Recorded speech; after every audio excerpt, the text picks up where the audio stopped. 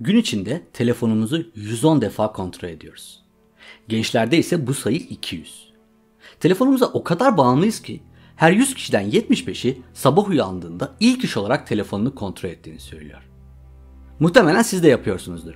Telefonunuza hiçbir bildirim gelmemiş olsa bile durup dururken kilidini açıyor, ekranı kontrol edip tekrar kapatıyorsunuz. Peki bizi 24 saat her an telefonlarımızı kontrol etmeye iten bu güç bir bağımlılık mı, yoksa sadece çevremizde olup bitenlerden haberdar olma ihtiyacı mı?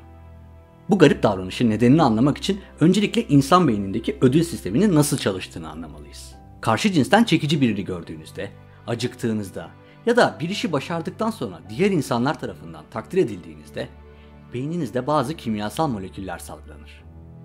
Konu bağımlılık olduğunda ise iki molekül öne çıkıyor: dopamin ve endorfin. Dopamin bizi daha fazla istemeye, aramaya iter. Motivasyon sağlar. Endorfin ise istediğimiz bir şeyi elde ettiğimiz anda bizi haz ve mutluluk hissiyle ödüllendirir. Fareler üzerinde yapılan deneylerde beynindeki dopamin seviyesi düşürülmüş farelerin önlerinde yiyecek olmasına rağmen açlıktan ölene kadar yemek yemedikleri görülmüş. Beynimizdeki ödül sistemi dopamin tarafından başlatılan bir ödül arzusu ve endorfin tarafından devam ettirilen bir ödüllendirilme döngüsünden oluşuyor. Bu iki kimyasalın dengesi neredeyse tüm utanç verici davranışlarımızın nedeni. Telefon bağımlılığının nedeni de bu. Beyninizdeki ödül sistemi bazen bir dopamin döngüsüne sıkışıyor ve ödülünüzü bir türlü tam olarak alamıyorsunuz. Yüksek dopamin bizi ödül ve haz arayışına çıkarıyor. Sabah uyanır uyanmaz telefonu elimize alıp kontrol ettiriyor. Ancak bir bildirim bulamadığımızda ya da bulduğumuz beğeniler ve yorumlar bize yeterince haz sağlamadığında tam olarak tatmin olmadan telefonu tekrar bırakıyoruz. Ta ki yüksek dopamin bizi tekrar tetikleyene kadar. Tüm internet bu şekilde tasarlanmış. Beğen butonu olmayan bir sosyal medya platformunu kimsenin kullanmayacağı ortada, değil mi? Telefonunuza gelen her beğeni bildirimi beyninizde sizin bile farkında olmadığınız ufak bir endorfin patlaması yaratıyor ve sizi bu platformlara daha da bağımlı yapıyor. Bu nedenle de günde 110 defa telefonunuzu kontrol ediyorsunuz. Bu kontrollerin %75'inin ise hiçbir nedeni yok. Telefonlar harika araçlar. Ancak dopamin seviyemizi her an yüksek tutarak bizleri sürekli bir tatminsizlik halinde tutuyorlar. Çözümü var, çok da basit. Bildirimleri kapatmak. Sadece bildirimleri kapatmanın bile telefon kullanım süresini %80 azalttığı kanıtlanmış. Sosyal medya platformlarının bağımlılık yapıcı bu özellikleri şans eseri bulunmadı. Her biri incelikle tasarlandı. Sosyal medya şirketleri günümüzdeki en değerli şirketler arasında ve bu şirketlerin en büyük gelirleri ise reklam. Bu platformların amacı size daha çok zaman harcatmak.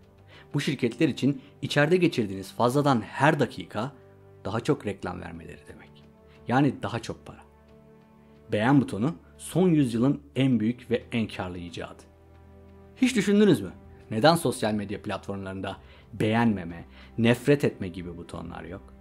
Çünkü ancak beğeniler bizi dopamin döngüsünde tutuyor ve bu platformlara bağımlı hale getiriyor.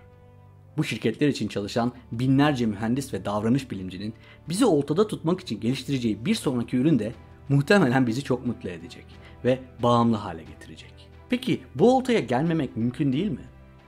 Şu soruyu kendinize sorarak başlayabilirsiniz.